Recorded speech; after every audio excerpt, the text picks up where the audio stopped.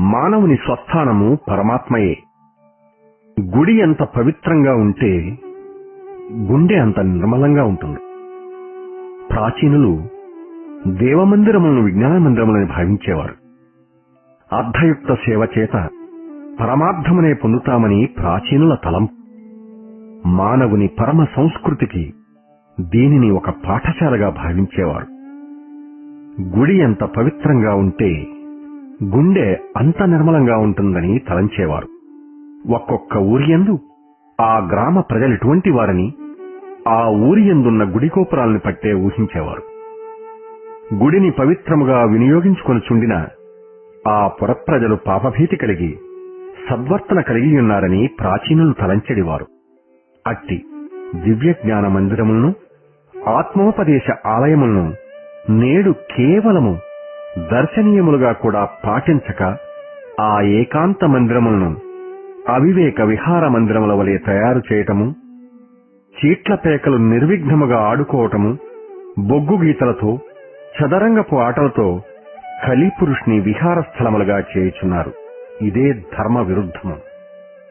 దేవాలయమును గ్రామమునకు హృదయము వంటిదిగా భావించి దానికి తగిన పరిశుభ్రతలు, పవిత్రతలు కలిగించి ఆ పవిత్ర ఆలయమును పరమాత్మ సంచార స్థలము వలె తలంచి అందరికీ ఈశ్వర సేవానందములో బాధ్యత కలదని అందరి హృదయములో విశ్వసించిన ఆనాడు మానవుని యందున్న మాధవత్వము మాణిక్యము వలె ప్రకాశించును. ఇదియే దేవాలయమును నిర్మించుటలోని సత్యము, ధర్మము.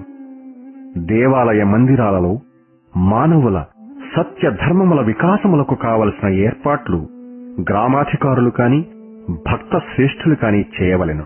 అప్పుడే దివ్య తేజస్సు యొక్క ప్రభావము మానవ లోకమునకు ప్రకాశించగలదు. గోపురములు మానవునికి ఊర్ధ్వదృష్టిని కలిగించును. అంతేకాదు, నేడు ఆధునికులు కొందరు ఈ గోపుర నిర్మాణమేమిటి, డబ్బు వేస్ట్ అని లెక్కించరు. అది కేవలము దూరదృష్టి లేని దుండగుల లక్షణమే కాని ఊర్ధ్వదృష్టి గల ఉన్నత భావము, ఉన్నత గుణము కాదు. దాని యథార్థమును గమనించిన ఎంత గూఢమై పవిత్రమై మార్గదర్శకమై ఉన్నదో చూడు. ఊరి బయట అనగా గ్రామమునకు ప్రక్కల మార్గమున అంటే వెలుపరి భాగమున బాహ్య కర్మకలాపములలో సత్యమును మరిచి దారి తప్పుపోతున్న పాంధులను, ఓయి శారీరక మొహబుద్ధుడవై, అహంకార మమకారివై, అశాశ్వత అసత్య అనిత్య భౌతిక సుఖములకు బానిసవై, నీ స్వరూపమైన, నీ జన్మ హక్కైన సత్య నిత్య నిర్మల నిస్వార్థమైన సర్వసుఖ నిలయుడైన నన్ను మరచినావు. అందువలన నీవు లోకానికే దుఃఖాన్ని కూర్చుకుంటున్నావు. మిథ్యా ప్రపంచ మోహితుడవు కాదు. సత్యమైన పరమాత్మను నమ్ము. ఆ వెలుగులలో నడువుము. జీవిత శాంతికిదే మార్గము, ఇదే ధర్మము.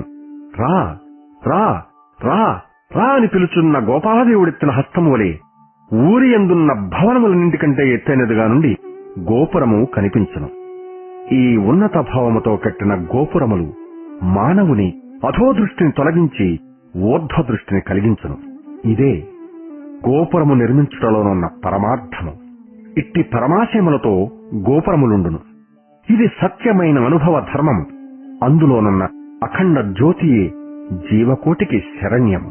ఆ అఖండ జ్యోతిస్వరూపుని స్మరింపచేయు చిహ్నము.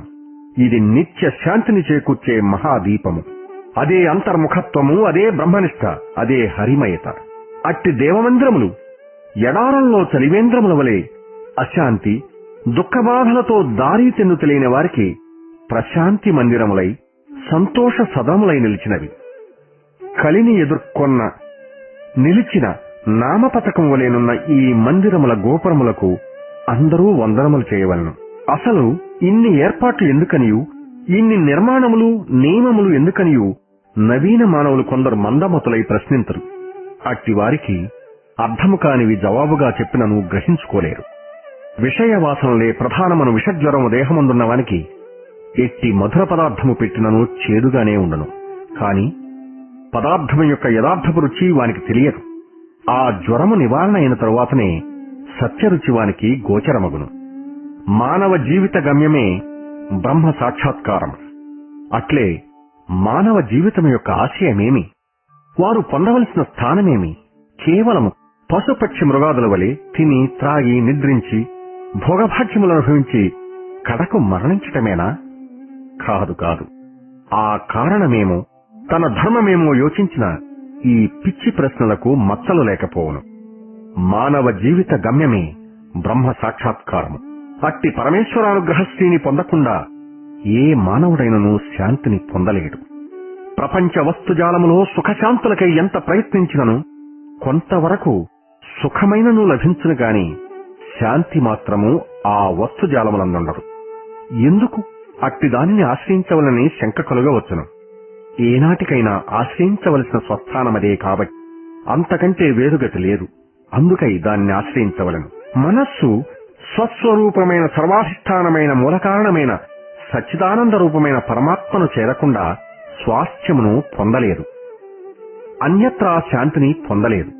భోగాలతో కూడిన భవనములను గాని ధనరాశులను కాని మరి ఏ లౌకిక విషయాలు కాని స్వస్వరూపమైన స్వాత్మ అయిన పరమేశ్వరుని తెలుసుకోకుండా శాంతిని ముమ్మాటికి నీ కలిగించలేవు. భగవద్విస్మరణమే నిజమైన మరణము. పోని అట్లు సుఖశాంతులు ప్రసాదించగలిగితే ధనకనక వస్తువాహనములు కలవారందరూ శాంతిగా నుండవలేను కదా? అట్లున్నారా? అంతేకాదు, విద్యాధికులు, సౌందర్యవంతులు, బలోపేతులందరూ శాంతిగానున్నారా? అట్లు లేని కారణమేమి? సత్యానంద విధానమైన పరమేశ్వర తత్వమును విస్మరించుటయే. భగవద్విస్మరణమే నిజమైన మరణము. పరమేశ్వర భక్తి విశ్వాసవిహీనమైన ప్రాపంచిక జీవనమంతా హేయమైనది. అట్టి ఆనందరసమును పానము చేయక విజ్ఞానమును రవ్వంతయు పొందక తరలిపోయినవాడు నిజముగా అతి మందభాగ్యుడు. మన స్వస్వరూపం, మన సుఖ నిధానం, మన మూలాధారం పరమాత్మయే. అయితే ఇప్పుడు మానవ కోటి దీనిని విస్మరించింది. పరమాత్మ పరాయివాడైనాడు. ప్రపంచం దగ్గర బంధువైనది. ఏమి చిత్రము! పరమేశ్వరాశ్రయములోని ఆనందానుభూతిలో లేక దైవభక్తి అంటే, దైవమందిరములంటే, మహనీయులంటే, పుణ్యనదీ స్నానములంటే గిజగిజలాడుతున్నారు. లేశమైన ఈశ్వర భక్తి రుచి మరగనివాడు తన విభ్రాంతిని తెలుసుకోగలుగుతాడు. మానవుని స్వస్థానము పరమాత్మయే. ఆ స్థానమును ఆశ్రయించడమే శాంతి కీలకము. అట్టి శాంతికి మార్గములే మందిర నిర్మాణములు, మందిర దర్శనములు. ఒకానొక సమయమున శ్రీరామచంద్రుడు చిత్రకూటాశ్రమమున పరిషన్మధ్యమందు ఇట్లు చెప్పెను: ప్రొద్దుగుంకుతున్నది, తెల్లవారుతున్నది. తెల్లవారితే కాంచన వాంఛ, ప్రొద్దు మునిగితే కామినీ వాంఛ. ఇదే మానవుని జీవితాదర్శమా? మానవుడు ఒక దినము గడుపుట చేత తన అమూల్య జీవితములో ఒక దినము వృధాగా గడిచిపోయినదని, తాను మృత్యుగహ్వరంలోనికి సమీపిస్తున్నానని తలపోయాడు కదా. భారతీయ సంస్కృతి అంతా బ్రహ్మజ్ఞానమందే కేంద్రీకృతం. చూడు, ఈ సందేశమెంత స్మరణీయంగానున్నదో. అందువలననే మన భారత సంస్కృతి అంతా బ్రహ్మజ్ఞానమందే కేంద్రీకృతం. రత అంటే భగవద్రతిగల దేశమని సార్థక నామం వహించినది. పాశ్చాత్యులు ప్రాపంచిక రహస్య విషయావిష్కరణములలో మహాత్యాగము చేస్తే, భారతీయులు ప్రపంచ మూలకారణమైన మానవ శాంతి కారణమైన పరతత్వావిష్కరణములందు ప్రాణమునొడ్డి మహాత్యాగములాచరించినారు. భారతీయుని త్యాగము శాశ్వత విషయానికి, పాశ్చాత్యుని త్యాగము క్షణిక ప్రాపంచిక విషయములకు. భారతీయునిది విజ్ఞానచర్య, వేరొకనిది అజ్ఞానచర్య. ఒకరిది తపస్సు, మరొకరిది తమస్సు. అందుకనే అనంత కాలగర్భాలను చీల్చుకొని ప్రాచీన ఋషుల, మునుల, యోగుల తేజస్సు నేడు మానవుల ముఖరంగాలపై నీడలు నీడలుగా గోచరించుతున్నది. ఈ కలి కల్లోల వాతావరణము మధ్యలో నేడు మానవుల ముఖరంగంపై కనపడు నిరాశ, నిరుత్సాహ, అశాంతులు భారత సంస్కృతిని పరిహసించుచుండుటే ధర్మనాశనమునకు గుర్తు. విషయవాసన అనే తెరను తొలగించేవే మందిరములు. మానవ హృదయాలపై కప్పియున్న విషయవాసన అనే తెరను తీసుకుని విధానమును తెలుపునవే మందిరములు. అందుకనే త్యాగరాజు తెర తీయగరాదా, నాలో మదమత్సరమును తెర తీయగరాదా అని తిరుపతి దేవమందిరమందు పాడెను. అతను మాయతెరను అనుగ్రహ కిరణముల ద్వారా తెరుచుట వలనే శివుడవో మాధవుడవో అని దివ్యమంగళ విగ్రహమును వర్ణించగలిగినాడు. ఆ మధురానందమును గ్రోలినాడు. అట్టి భగవన్మంత్ర మథనము చేతనే వారి హృదయ కుండలాల్లో జ్ఞానాగ్ని జ్వలించినది. ఈ కలిలోనే కాదు, ఆ కృతయుగ, త్రేతాయుగ, ద్వాపర యుగములలో సహితము అతి ముఖ్య తరుణోపాయము మానవ జాతికి భగవన్నామ సంస్మరణమే.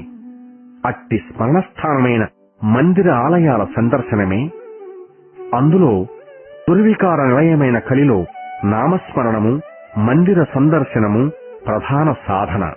అందుకనే గీతలో కూడా అజ్ఞాన పశువధోదగ్రమైన నామయజ్ఞము నేనే అని శ్రీకృష్ణ భగవానుడు తెలిపెను. దుఃఖ నివృత్తికి, ఆనంద ప్రాప్తికి స్మరణ మందిరములు ప్రధానము. ఆనంద ప్రాప్తికి స్మరణ, స్మరణకు మందిరములు శరణ్యములు.